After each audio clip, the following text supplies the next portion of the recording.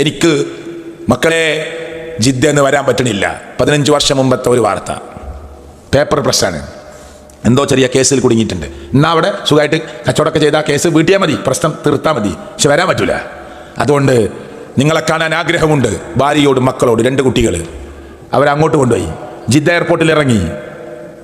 കൂട്ടുകാരൻ്റെ കാറിൽ റൂമിലേക്ക് പോകുമ്പോൾ മറ്റൊരു വാഹനം ഇടിച്ചു, ഭാര്യ മരിച്ചു. കുടുംബക്കാർ പറയാണ്, മരിക്കാനായിട്ട് അവൾ പോയി.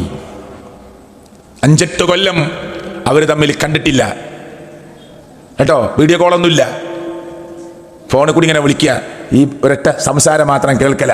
എന്നിട്ടൊന്ന് കാണാൻ കൊതിച്ച് അങ്ങോട്ട് പോയി. പേപ്പറുകളൊക്കെ കൂട്ടുകാർ കൂടി പൈസ കൊടുത്ത് സഹായിച്ച് അങ്ങോട്ട് കൊണ്ടുപോവുക. എന്നിട്ട് എയർപോർട്ടിൽ ഇറങ്ങി.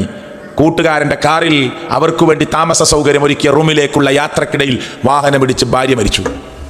അള്ളാന്റെ തീരുമാനം നിങ്ങൾ 2 ആളും ഒരുമിച്ച് ജീവിക്കേണ്ടതാണോ? ആണ്. എന്താ അതിൽ ഹൈർ നമുക്കറിയില്ല, അള്ളാഹുവിന് മാത്രം. അള്ളാഹു ആലം. പുതുമണവാളൻ കല്യാണത്തിൻ്റെ അന്ന്, നിക്കാഹിൻ്റെ അന്ന് മരിച്ചു. മണവാട്ടി മരിച്ചു. ഇത്ര വാർത്ത കേട്ടിട്ടുണ്ട്. അള്ളാന്റെ തീരുമാനം അങ്ങനെയാണ്. കുടുംബത്തിനും അവർക്കുമുള്ള കടുത്ത പരീക്ഷണമാണ്. നമ്മുടെ ഡേറ്റ്, ഈ പള്ളിയിൽ വന്നിരിക്കുന്ന ഓരോരുത്തരുടെയും ഡേറ്റ് മലക്കുൽ മൗത്തിന് കൊടുത്തു കഴിഞ്ഞിട്ടുണ്ട്. നമ്മുടെ ഒക്കെ ഡേറ്റ്. പിന്നെ എന്തിനാ കൂട്ടരെ നമ്മൾ അഹങ്കരിക്കുന്നത്? ഖുൽ ഇന്നൽ മൗതല്ലദീ തഫിറൂന മിൻഹു ഫഇന്നഹു മുലാഖീകും സുമ്മ തുറദ്ദൂന ഇലാ ആലിമിൽ ഗൈബി വശ്ശഹാദ. ദൃശ്യവും അദൃശ്യവും അറിയുന്ന റബ്ബിന്റെ അടുക്കിലേക്കാണ് നിങ്ങളുടെ മടക്കം.